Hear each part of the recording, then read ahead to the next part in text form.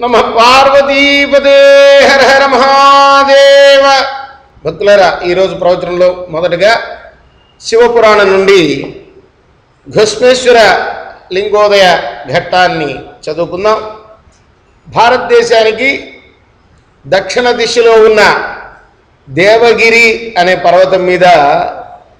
పర్వతం దగ్గర ఒక సుసంపన్నమైన గ్రామం ఉండేది. ఆ గ్రామంలో సుధర్ముడు అనే బ్రాహ్మణుడు ఉండేవాడు. అతని భార్య పేరు సుదేహ. ఎన్నాళ్ళైనా కూడా ఆమెకి సంతానం కలగకపోవటం వల్ల స్వయాన తన చెల్లెలైన ఘుష్మ అనే కన్యతో భర్తకు మారుమనువు చేసింది. ఘుష్మ మహాశివభక్తురాలు. ప్రతిరోజు 101 పార్థివ లింగాల్ని అర్చిస్తూ ఉండేది. ఆమెకి నెల తప్పింది. సుముహూర్తాన ఒక కొడుకు పుట్టాడు ఆమెకి. సుధర్ముడు మహానందపడ్డాడు. సుదేహ కూడా సంతోషించింది. కానీ ఆ ఆనందం ఎన్నాళ్ళలో నిలబడలే. ఇరుగు పొరుగు అమ్మలక్కలందరూ పుత్రవతిగా ఆ ఘుష్మని గౌరవిస్తూనే గొడ్రాలు అంటూ సుదేహని ఎత్తి పొడుస్తూ ఉండేవా. ఆ అవమానాలు ఆమెలో ఆ ఘుష్మనందనుడి పట్ల ఈర్ష్యాద్వేషాలను పెంచాయి. కుర్రాడు పెరిగి పెద్దవడం మొదలుపెట్టాడు. తగిన కన్యను చూసి కళ్యాణం జరిపించారు. అక్కడ కూడా బియ్యాల వారు ఈ ఘుష్మని గౌరవించినట్లుగా పెద్ద భార్య అయిన సుదేహని గౌరవించడంలా. ఇంటికి పెద్ద ఇల్లాలైనప్పటికీ ఆమె గొడ్రాలనే భావనతోనే చూశారు. ఘుష్మ యొక్క కొడుకు కోడలు మాత్రం సుదేహను ఎంతో గౌరవంగా ఎంతో ప్రేమగా చూసుకునేవాడు. సుధర్ముడు కూడా పెద్ద భార్యగా ఆమెను అమితంగా ప్రేమించేవాడు. అయినా సుదేహలో పుట్టిన ఈశా అసూయలు అంతరించలేదు. చివరికి ఆమె ఒక రాత్రి వేళ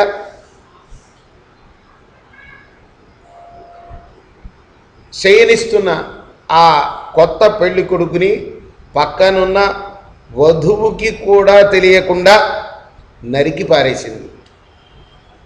స్త్రీలంటే మామూలు బలం ఉండదు వాళ్ళకి అనుకుంటారు, కానీ అనుకున్నారంటే చేసేస్తారన్నమాట. ఆ శరీరాన్ని ముక్కలుగా నరికింది. మనం పేపర్లో కూడా చూసాం. ఆ మధ్య సికింద్రాబాద్లోనే జరిగింది ఈ ఘటన. ఇట్లానే ముక్కలుగా నరికి చక్కగా ఆడది నరికేసి ఒక బస్తాలో కట్టేసి సొంత కొడుకునే అలానే ఆ శరీరాన్ని ఖండాలుగా చేసి మూటగట్టి తీసుకుని వెళ్ళి ఘుష్మ ఎక్కడైతే రోజు పార్థివలింగాల్ని పడేస్తుందో ఆ కూపంలోకి, ఆ బావిలో పడేసింది. పార్థివలింగార్చన చేసిన తర్వాత దాన్ని నీళ్ళలో కలపాలి. దగ్గరలో ఉన్న బావిలో కలుపుతూ ఉండేది ఆమె. పార్థివలింగం అంటే మట్టితోటి లింగం చేసుకుంటూ నీళ్లు పోయారు, దాని మీద చిలుకుతూ ఉంటారు. ఒక పుష్పంతో నీళ్ళని ఇలా చల్లుతూ ఉంటారు, అభిషేకం చేస్తూ. అది దాన్ని తీసుకెళ్ళి ఆ కూపంలో కలుపుతూ ఉండేది.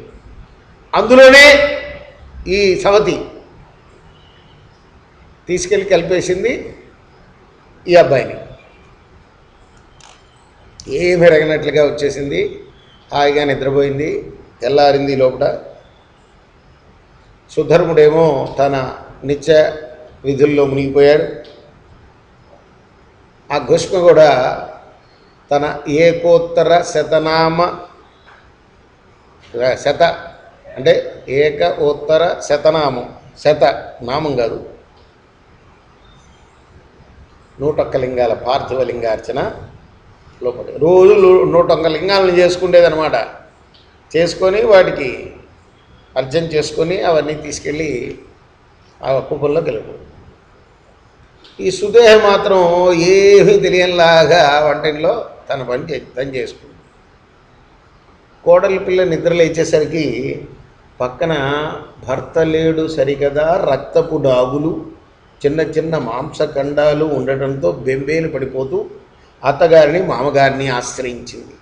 మహేశ్వర ధ్యానంలో మునిగిపోయిన అత్తగారు పట్టించుకోలేదు. వినపడక కాదు, ఆమె పట్టించుకుంది, శివారాధనకి ఆటంకం కాకూడదని.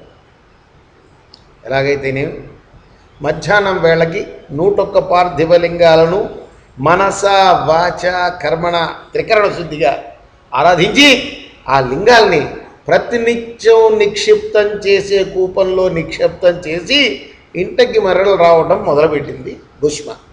అలా వస్తుంటే మార్గమధ్యంలో ఉన్న చెరువు గట్టున మరణించిన ఆమె కుమారుడు సజీవుడై కనిపించాడు. అంతటి మహత్యం అనమాట శివలింగార్చనలో. లింగార్చనే ఎక్కువ అనుకున్నది, దానికి విగ్రహం జరగకూడదు. అది మళ్ళీ మనము పూజ చేస్తూ ఉంటాం, 10 మాటలు మాట్లాడుతుంటాం మధ్యలో.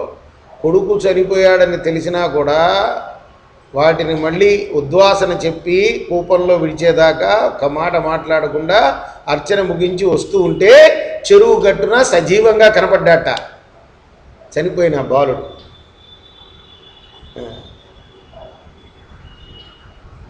అప్పుడే పక్కన శివుడు కూడా దర్శనమిచ్చాట. శివుడు ఆమెని వరం కోరుకో అన్నట్ట. తన పేరును అక్కడే వలసి ఉండమని కోరింది ఆమె. భస్మని అనుగ్రహించాడు శివుడు.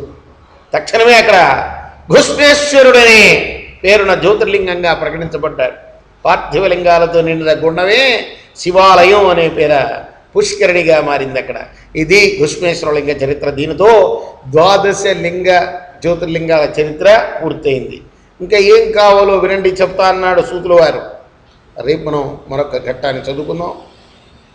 ఇప్పుడు సుందరకాండ నుండి మన ఆస్థాన గాయకురాలు వరలక్ష్మి గారు కొన్ని పద్యాలని వినిపిస్తారు.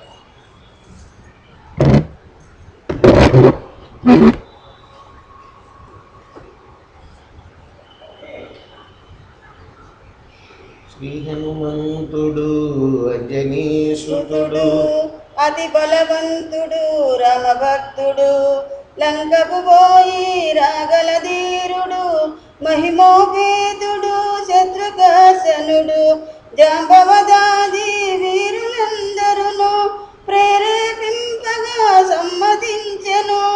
లంకేశ్వరుడు అపహరించిన జానకి మాత జాడ తెలిసికొన తన తండ్రి అయిన వాయుదేవులకు సూర్యచంద్ర బ్రహ్మాది దేవులకు వానరేంద్రుడు మహేంద్రగిరిపై వందనములిడే పూర్వాభిముఖుడై రామనామమున పరవశుడయ్యే రోమరోమమున పులకితుడయ్యే కాయము పెంచే గుప్పించి అగసే దక్షిణ దిశగా లంక చేరగా 10 యోజనముల విస్తీర్ణముగా 30 యోజనముల యుతముగా మహావేగమై మహానవముపై మహావేగమై మహాకాంతి అయి వారిది దాటడు వాతాత్మజుపై కురిపించిరి సురలు పుష్పవర్షములు సాగనంపు నటుల ఎగసిన దరువులు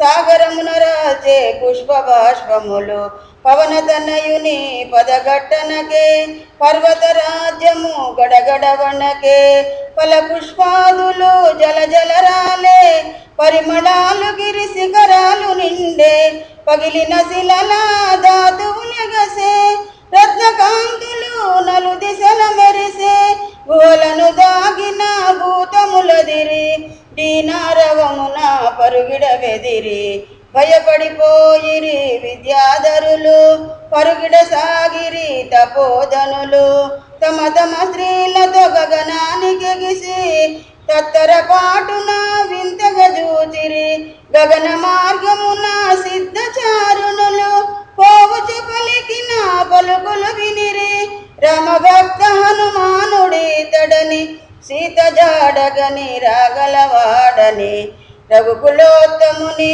రామచంద్రుని పురుషోత్తముని పావన చరితుని నమ్మిన బంటుని అనిలాత్మజుని శ్రీ హనుమంతుని స్వాగతమిమ్మని నీకడ కొంత విశ్రాంతి తీసుకొని సగర ప్రవాదితుడు సాగరుడెంతో ముదమున పలికే మైనాకునితో మాను గురుదేవులు నాయద